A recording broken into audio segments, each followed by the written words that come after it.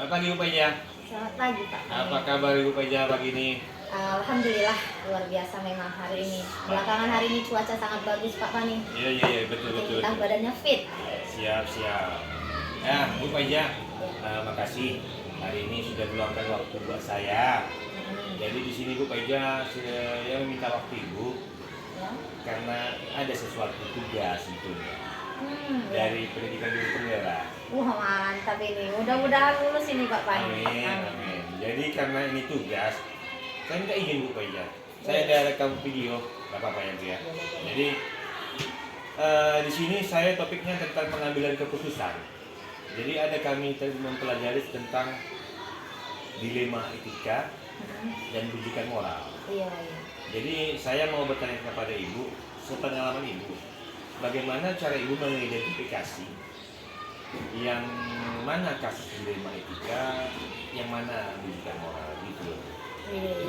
Kalau dilema etika ya Pak, sebagai contoh kasusnya bisa saya gambarkan seperti ini. Ada sebuah kegiatan jambore ya dari pramuka ya. Nah, di mana kegiatan jambore ini syaratnya boleh diikuti oleh anak yang bisa membayar segala kebutuhan dari kegiatan itu sendiri. Jika dibayar lunas, maka dia berhak mengikutinya. Nah, ada anak yang bisa membayar dan dia mau mengikutinya. Di samping itu ada anak yang dia menginginkan untuk mengikuti kegiatan jambore ini, akan tetapi untuk pembayaran agak susah Pak. Nah, disinilah yang kita dihadapkan menjadi dilema. Yang satu dia sangat ingin dan didukung oleh ekonominya, dan satu lagi dia sangat menginginkan juga, namun tidak didukung oleh ekonomi. Boleh ikut apa enggak gitu ya? Boleh ikut apa enggak? Kayak gitulah kira-kira Pak. Dilema etika. Itu dilema etika. Yang mana yang harus saya pilih anak untuk mengikuti ini? Itu. Itu dia.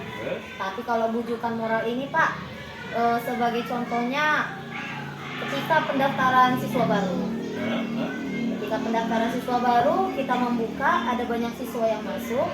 Pada saat pendaftaran itu kita kuotanya sudah tercukupi, sudah penuh.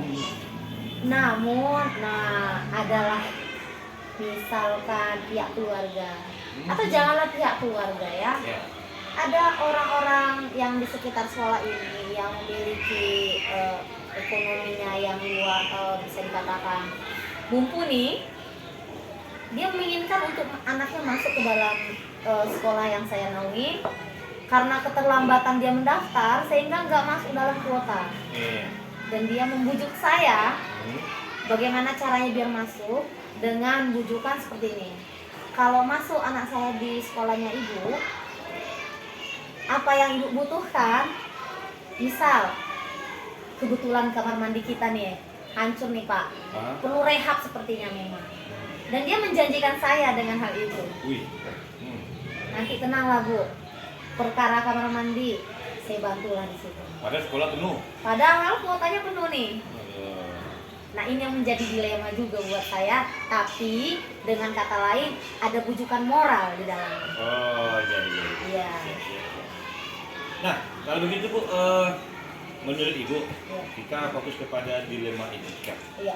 Selama ini bagaimana Ibu mengambil sebuah putusan yang terkait dengan dilema etika? Yang pastinya saya mencari informasi dulu terlebih dahulu Pak. Iya. Selain mencari informasi, saya lihat dulu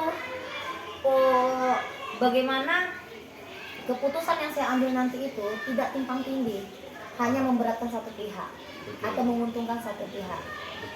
Di sini kita perlu cari informasi. Apakah sebagai contoh kasus jambore tadi ya Pak ya? Apakah anak yang A tadi yang mampu membayar segala kebutuhan atau syarat dari untuk mengikuti kegiatan jambore ini, anak ini memang benar-benar bertanggung jawab atau tidak? Atau hanya sekedar mau? Karena kegiatan ini kan pastinya capek ya Pak ya, bukan hanya keinginan saja, tetapi didukung oleh fisik yang kuat, ya kan, kemauan dari dalam diri yang kuat, sehingga bisa bertanggung jawab sampai menyelesaikan kegiatan ini. Nah, kalau memang anak ini tidak mampu dalam hal ini, hanya karena mampu ekonomi, maka saya akan pertimbangkan anak yang menginginkan dan benar-benar bisa Oh, iya. disiplin untuk mengikutinya. Nah, jadi itu tadi ya Pak ya, mencari informasi. Yang kedua, saya lihat dulu apakah keputusan saya nantinya itu tadi tidak memberatkan satu pihak, dan saya harus punya bukti dalam pengambilan keputusan itu. Jadi ketika dihadapkan ke kita, kenapa nggak dia yang dipilih?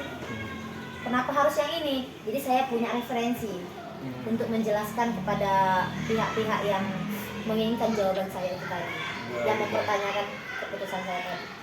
Jadi dalam menjalankan untuk mengambil keputusan, udah bisa dikatakan itu langkah-langkah Ibu ya. Iya. Lihat dulu, Cari yang mana informasi dulu. Apakah itu tidak bertentangan dengan aturan? Iya. Sudah pasti ya Pak ya. Oh. Apakah tidak bertentangan dengan norma-norma dan tidak memberatkan satu pihak atau tidak menguntungkan satu pihak? Oh gitu, ketika bersama lah gitu. Ya, iya benar. Oke, oke. Nah, menurut Ibu, hal-hal apa saja yang perlu Ibu pikirkan atau hal-hal apa saja yang efektif yang dapat Ibu gunakan dalam mengambil keputusan? Yang pastinya lihat dulu ya, apakah sudah sesuai aturan. Oh, kembali kayak tadi. Kembali lagi, kita harus merujuk kepada aturan Pak. Oke, Tidak berarti- bisa kita ngambil keputusan itu tidak sesuai dengan aturan. Iya, iya, iya, iya. Jadi harus kita lihat dulu sudah sesuai dengan aturan yang berlaku kah, Betul. sesuai dengan norma kah, Iya, iya. dan tidak menitik beratkan ke satu sisi atau satu pihak saja kan. Nah, seperti itu. Ini ada kami pelajari nih Bu, Oh ya. berpikir berbasis aturan. Nah, itu yang bagus benar, supaya keputusan yang kita pilih itu menjadi keputusan yang bijaksana. Oh gitu ya, Iya. iya, iya. Makasih Bu. Nah, terus ini sesuai dengan pengalaman Ibu. Ya. Selama ini apa yang menjadi tantangan Ibu dalam mengambil keputusan? Yang menjadi tantangan ya Pak ya, biasanya nih contohnya tadi itu di satu sisi mungkin ini pihak keluarga saya nih. Oh, Ah, ya. dia menginginkan yang tadi itu, misalkan di satu sisi lagi ini anak pihak luar, Ya. namun memang konsistensinya untuk mengikuti kegiatan itu tadi sangat baik sekali. Tapi di satu sisi ini pihak keluarga saya, Aha. tapi konsistensinya mengikutinya kurang. Nah, ini menjadi tantangan bagi saya. Saya harus memutuskan yang mana ini Pak Fani. Begitu. Iya. Jadi biasanya Ibu ngambil keputusan yang mana tuh Bu? Yang pasti saya lebih objektif ya ngambilnya. Saya pasti akan tanyakan ke pihak-pihak yang terkait, terutama penyelenggara kegiatan, karena dia pastinya punya kriteria tertentu Betul. dalam mengikuti kegiatan ini apa saja. Kemudian saya kolaborasi dengan teman-teman yang lainnya. Yang mana sih yang seharusnya? Oke. Iya, gitu. Mantap Bu. Terus Bu, jika Ibu mengambil keputusan, biasanya Ibu mengambil keputusan itu langsung saat itu terjadi kasus itu, atau Ibu jadwalkan dulu, atau bagaimana Bu? Kalau bisa dibilang, Pak, tergantung masalahnya dulu. Oh, tergantung. Ya, kalau masalahnya bersifat urgent, bersifat mendadak dan itu sangat penting sekali dan harus diambil keputusan, maka saya ambil keputusan pada saat itu juga. Tapi kalau masalahnya bisa diatur jadwalnya untuk penyelesaiannya atau untuk mengambil keputusannya, maka saya jadwalkan. Begitu ya. Jadi tidak lihat kasus lah gitu ya. Tergantung kasusnya dulu. Siap. Terus dalam mengambil keputusan, pernahkah Ibu atau ada nggak faktor-faktor luar atau ada nggak orang lain yang biasanya Ibu gunakan dalam membantu mengambil keputusan? Ya, jelas saja Pak Fani. Oh ya. Iya, karena kan ngambil keputusan ini Pak harus pertama sekali dalam keadaan berpikir jernih. Itu dari diri sendiri. Nah, kalau faktor luarnya yang pastinya kita harus melihat tidak bertentangan dengan aturan dan norma. Yang kedua, terkadang saya membutuhkan kolaborasi dengan orang luar. Orang luar bisa dikatakan di sini misalkan rekan-rekan sejawat Oh iya. atau para bapak dan ibu guru di sini. Oh, jadi ibu tetap bicara ya? Iya, Ya. karena kan misalkan kalau itu kasusnya berkaitan dengan siswa, ya saya sebagai kepala sekolah ya Pak, kan saya tidak berkecimpung di dalam kelas itu. Kalau itu kasusnya siswa ya, tentu saya butuh pendapat dari bapak ibu guru wali kelas maupun bidang studinya. Maka saya ikut sertakan untuk mengambil keputusan. Sebagai pertimbangan ya itu tadi, pendapat dari bapak ibu guru. Nah, jadi Bu, dari hal-hal yang kita bincangkan tadi ini tentang mengambil keputusan. Menurut Ibu Faiza nih, saya minta dari pendidikan tadi, tolong nih berikan saya wejangannya. Gimana nantinya saya bisa mengambil keputusan menurut Ibu?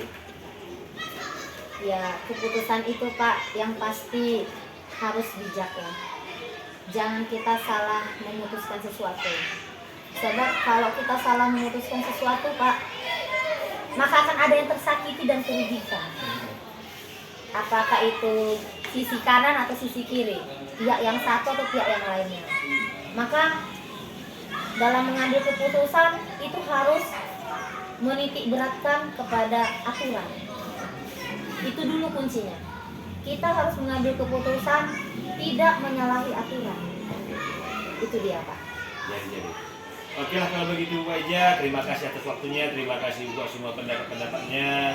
Lain waktu bila saya butuh bantuan, mohon tidak segan-segan lagi berikan waktunya pada saya Bu. Pastilah Pak Fani. Oke Bu ya. Iya. Terima kasih Bu Faiza, selamat pagi. Selamat pagi Pak Fani.